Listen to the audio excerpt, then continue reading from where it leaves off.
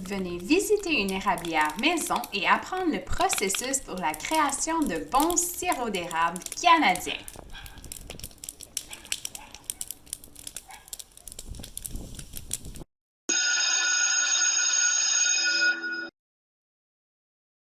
Donc, madame Gaëlle, il faut d'abord que tu saches que si on veut percer en érable, c'est pas toutes les erreurs qu'on peut. C'est lesquels? Comment Moi, je le mesure avec la longueur de mon avant-bras. C'est la longueur de mon avant-bras qui va déterminer la grosseur du tronc, OK, de l'érable. Donc, s'il est trop petit, on ne va pas le percer. Comment je fais ça? C'est que j'ai une perceuse ici, dans laquelle je mets un petit ruban noir qui mesure 1,5 pouce. Donc, ça ne peut pas être plus profond que 1,5 pouce. Donc, je mets mon petit ruban. Puis quand je perce, rendu au ruban, j'arrête. OK. Puis la façon que je fais, c'est que je mets un angle de 10 degrés à peu près pour percer, pour que ça puisse faciliter l'écoulement. OK. Ça descend un petit peu plus. Ouais. Tu peux pas percer n'importe comment. C'est mieux de percer du côté sud de ton arbre parce que c'est là qu'il y a la chaleur du soleil. OK. Donc, ça va couler plus. OK.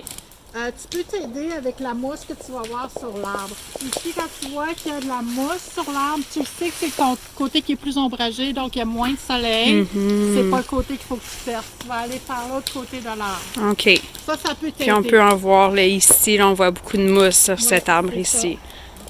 Aussi, il faut faire attention, quand tu vois des érables avec des petites taches blanches, c'est comme un champignon. Tu ne peux pas percer dans le champignon parce qu'après ça, si tu vas percer un autre arbre, tu vas contaminer ton autre arbre. Donc, il faut faire attention à toutes ces petites choses-là. Après ça, tu vas utiliser ton petit maillet, un petit maillet de caoutchouc, et tu vas tapoter un peu, des petits coups, tout petits coups, dans ton égouttoir. OK. Si tu tapes trop fort, tu vas blesser ton arbre. Fait qu'il faut y aller des petits coups tout petits. Donc, je vais te montrer. On va aller voir Si ça. tu veux un petit exemple. Ici, j'ai déjà mon égouttoir que j'ai installé. OK. On voit qu'il y a une petite angle ici.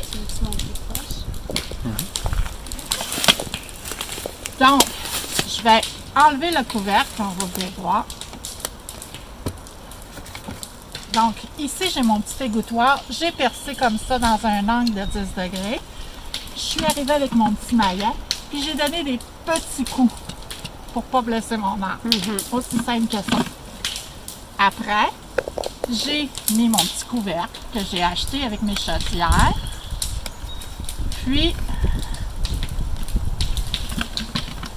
ensuite, tu prends la petite chaudière, il y a un trou, tu la déposes ici et voilà. Donc ça protège de la pluie, ça protège des débris qui peuvent tomber, mais ça arrive que ça tombe pareil à l'intérieur. Je vais te montrer un seau qui a du sirop d'érable à l'intérieur. Donc, vois-tu, à l'intérieur, il y a des petites saletés. C'est pour ça que j'ai emmené un bidon avec un filtre. Donc, dès qu'on va verser le sirop, on va filtrer au fur et à mesure. Pour enlever, donc, là, on voit des petites bébites. C'est ça. Oui. Est-ce que ça te tente de le filtrer, Madame Gaillard? Ben oui, oui, oui. Donc, ici, j'ai mon petit filtre et j'ai mon entonnoir dans mon bidon. Donc, tiens, Madame Gaëlle, je vais m'assurer de tenir comme il faut l'entonnoir et le filtre et je te laisse verser l'eau d'érable. Tranquillement. Oui.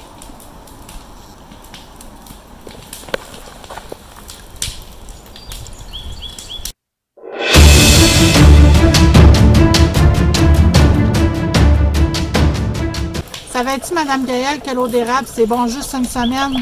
Ah, non, comment ça? Oui, on conserve seulement une semaine. Il faut que ça soit conservé au froid, soit dans la neige à l'extérieur ou dans le réfrigérateur. OK. Puis après ça, il faut que tu le fasses évaporer pour faire ton sirop d'érable. C'est ça qu'on va voir tantôt.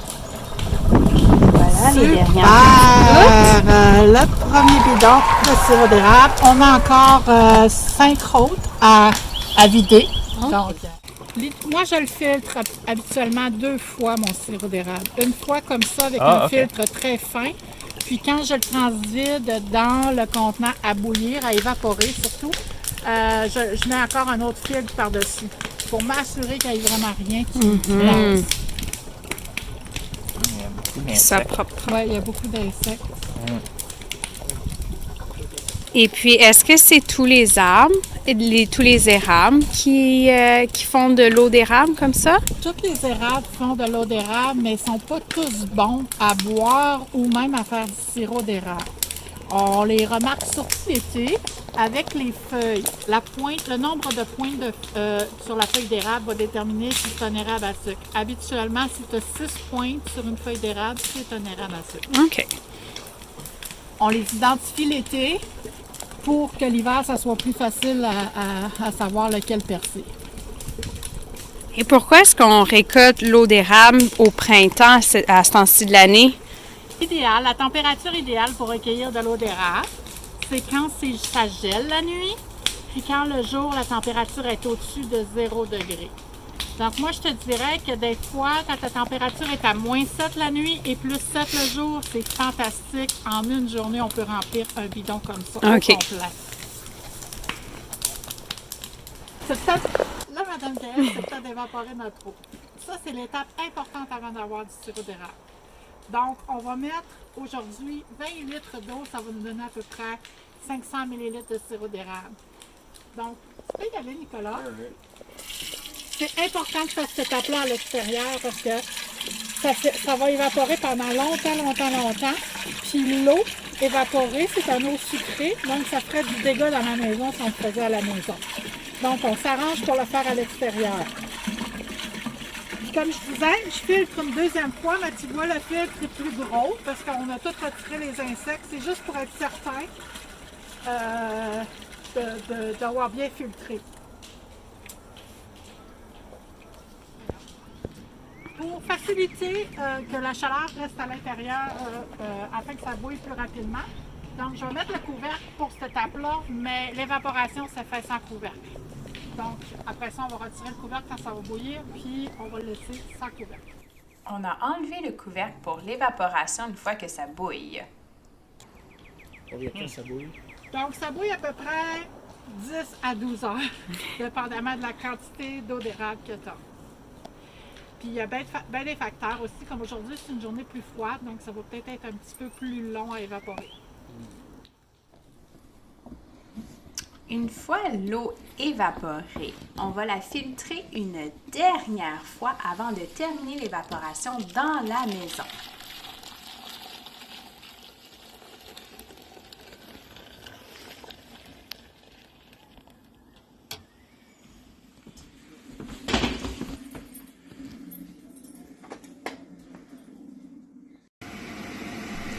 Une fois qu'on voit les petites bulles, c'est à ce moment qu'on se dit que le sirop commence à se former. On met un thermomètre à bonbonne dans notre sirop pour bien prendre la température.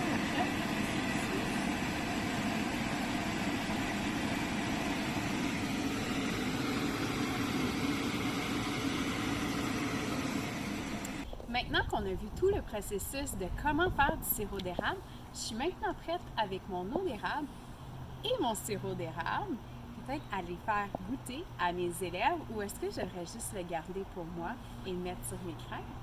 À une prochaine capsule!